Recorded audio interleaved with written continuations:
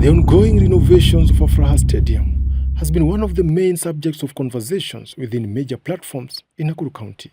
Well, Afraha Stadium is one of the best stadiums I grew up knowing in Nakuru County.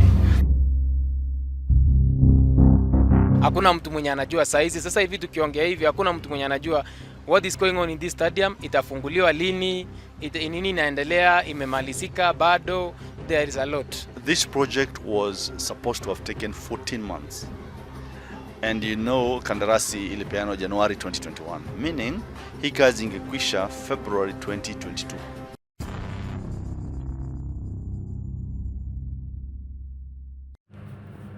The renovation works at the Afraha Stadium began in 2021 during the reign of the second Nakuru governor, Lee Kinyanjui. Na hivyo basi mahali ambapo historia ikuwe ikifanyika, hata hapo sasa tunataka pawe part of the history. Na ndio kwa sababu tunabadilisha sura ya Afraha Stadium. Kutoka hapo awali ambapo ilikuwa ni mijengo ya hapo awali, mijengo ambao ni mzee, haikuwa inaweza kuchukua watu wengi. Kwa sasa ambapo tunataka kujenga mjengo ambao utagharimu milioni 650 katika awamu ya kwanza. Na tukimaliza hiyo tutaenda pia awamu ya pili na tuweze pia kujaribu kupanua. But after winning the August 2022 general elections, Governor Susan Kihika took over the project, which she prioritized its completion.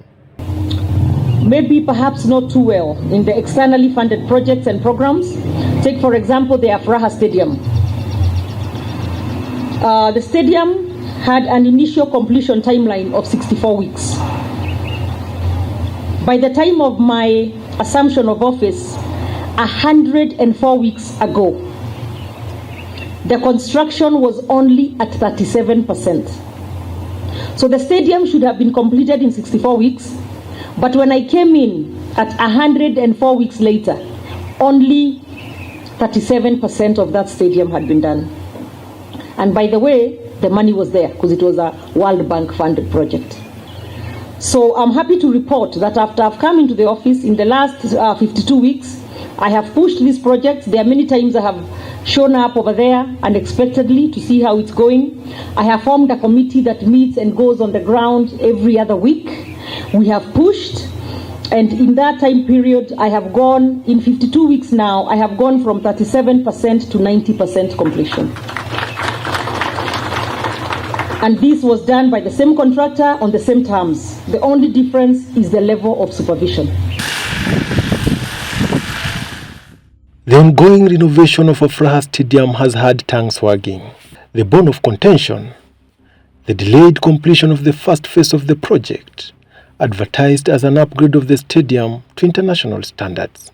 Well, I am worried about that, and where I come in and where I would want to hold leaders accountable is this project was supposed to have taken 14 months. And you know, kandarasi ilipeanwa January 2021, meaning hii kazi ingekwisha February 2022. The project started and all sectors knew what they needed to do. That is part of what formed or informed the quotation and the BQ that was given. You know? Yes. So at what point do they come and tell us that now we are delaying because there is a sewer line that is passing through the field that needs to be relocated? And again, are we calling another quotation or another tender for people to come and move that? It's a department within the government that moves that. It is total failure on the part of the people concerned. It has taken more than enough time to complete because this stadium, it was being done in phases. So if this is phase 1, it has taken 4 years. The other phases will take how long? So are we going to build one stadium in 20 years' time? But this is an abuse of power. This is an abuse of resources. As you can see very clearly, there is somebody who's sleeping on the job. But why is the stadium so dear to the population in Nakuru? Well, Afraha Stadium is one of the best stadiums I grew up knowing in Nakuru County. It's a stadium that I graced in many occasions whenever we had any holidays, because I remember marching from school, growing up in primary school. And every other holiday would go there and have some good time, you know, with all the other students. Okay, Afraha Stadium imekuwa ni asset kwetu kama wanampira. Football development inahitaji facility. That is the first thing in football development, inahitaji facility. Our only facility yenye iko Nakuru County ni stadium yetu ya Afraha. Mimi haswa nilicheza hockey na tulikuwa na competition mingi sana katika games ya hockey including schools, but when it came to the national events we were proud just to visit the stadium.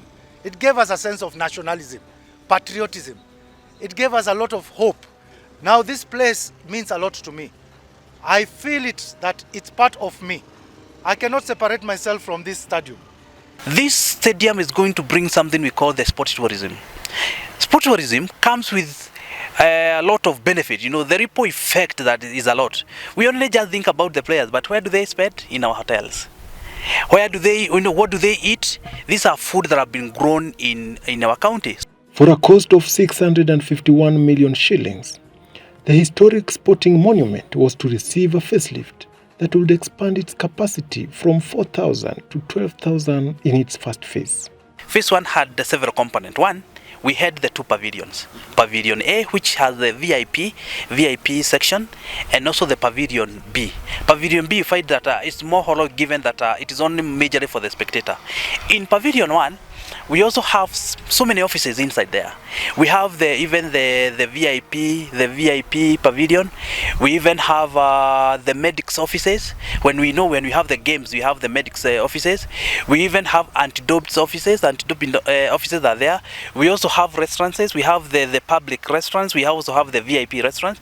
We have the holding rooms for the VIP, even when the president is attending the event here, where they are going to be, where they are going to maybe to be held for some time. Then we also have we have the referees rooms. We also have the changing rooms. You are going to see them there. But the phase, which was to take 18 months to complete, has extended to 3 years, raising concerns among the stakeholders on the cause of the delay.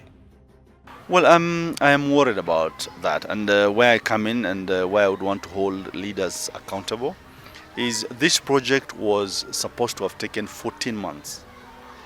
And you know, kandarasi ilipeanwa January 2021, meaning hii kazi ingekwisha February 2022. It has taken more than enough time to complete because this stadium, it was being done in phases. So if this is phase 1, it has taken 4 years. The other phases will take how long? So are we going to build one stadium in 20 years time? Kwa hizo mwaka nyingi ambayo nimeona, it is something that is surprising. Kuwa wananchi hawapati faida kwa hii asset ambayo sasa inakuwa ni kitu ambayo tunaweza kuita liability. Of major concern is the lack of regular information from the authorities over the progress and status of the project, which has left many residents guessing. I must say it is quite disappointing because sisi kama makochi tumenyimwa access to information. Hatujui ni nini inaendelea na hii stadium. Hii stadium in books it was supposed to be done latest by last year April or August if I'm not wrong.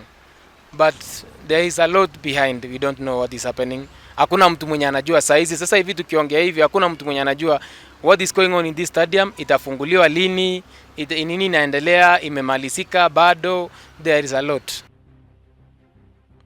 The renovations interrupted the normal sporting activities, and stakeholders have raised their apprehensions on the negative impacts of the delay. But this is an abuse of power. This is an abuse of resources. As you can see very clearly, there is somebody who's sleeping on the job, and we have to call them out because this is the time. Tumeona mavurugu kutoka kwa Gen Z na tunataka wakuwe busy, sio waende huko kufanya demonstrations. Tunataka wazazi wakuwe confident that their children are growing in the right environment. Sahi hii kibanda ukiona hivi, there are a lot of madhara zinatokea hapa. This is a place where thieves are hiding. Why did we build such an infrastructure if we cannot finish it? I mean, there are a lot of, the part of the things. Number one, I'll start with crime. We must understand that sports in our community helps to divert their, to keep the youth busy. Yes. In the last 2 years, it is common knowledge of what has been happening within the locality of this Nakuru County. Crime has gone up. You may not associate it directly, but I can tell you, a lack of such facilities makes, brings it, gives a rise to crime. We are losing a lot because we have two top teams here. We have St. Joseph, which is applying its business in Division 1. We have Waterpark FC, also in Division 1. We have a ladies team, which is in the Women Premier League, that is Queens, Nakuru Queens FC. And then we have another team from Naivasha known as Fejpro. So this stadium could be even helping those teams. You see, kuna ile bride, we are a city. Team imetoka Bungoma, imetoka Homa Bay, imekuja Nakuru County. They believe that Nakuru is a city, so wana believe teams za Nakuru iko na stadium noma sana. But sasa kufika hapa wanapata tunawapeleka Kamugunji. The Nakuru City Board, which is supervising the project, has insisted on being on track to complete the project, which it says is at the tail end of construction. The phase 1 is complete, 100% complete. We are only awaiting just seats. In fact, the reason why I'm saying is 100% complete is because it is usable as it is. Because even what we had before we demolished and we did this construction, we never had the seat, and we have the international, so many games that were taking place here. Yes. So, but we feel that the investment we've done here need also to come with the value for money and also the look that befit the Afraha stadium that we are constructing. So what is only remaining is only the seats that we are currently, we are just waiting for the budget approval, given that we had some challenges due to the finance bill, as everybody knows. So once we are done with that and we have that the budget operational, we are going to buy those seats. And the beauty of the seat is buy and install. Okay. Is the buy and install. So once we have those seats, we are going to allow the games to take place here, because everything is in order. The county has assured its commitment to conclude the project and safeguard the public interest. But I'll assure you that I've done several projects in my tenure in the government, but World Bank projects are not a walk in the park, because they are over audited. In fact, these and other projects have been audited 6 times by the World Bank. And World Bank projects, you cannot have a leeway where you can misappropriate the fund, because they even did a unique audit that I've never had. The value for money. Somebody just came here, took the BQ, looked at the items, the quantities, the prices, the market prices. They also look at the consumer indexes. As at that, how much was this costing? I will tell you that no single shilling has been misappropriated. But the question everyone is asking is, when is the stadium going to reopen its gates to resume sporting activities? The authorities should step up. They should come up and be transparent enough. Watueleze, hii stadium itachukua another 2 years? Is it another 3 years? Is it another 4 years? Ndo itengenezwe imalizike na tuweze kuaccess. The big question has been, when are we expecting to have this stadium opened for activities? Very soon. If we get the budget by the end of October, by the end of December, we'll be having the seat installed. So it's all about a time that I cannot be able to control neither the county. But once we get the budget, we are promising also, and in fact, Her Excellency is really pushing us to ensure that this is going to be done. And as the county endeavors to complete the project, what remains is a matter of wait and see. My name is Joseph Openda, and this is the Podium.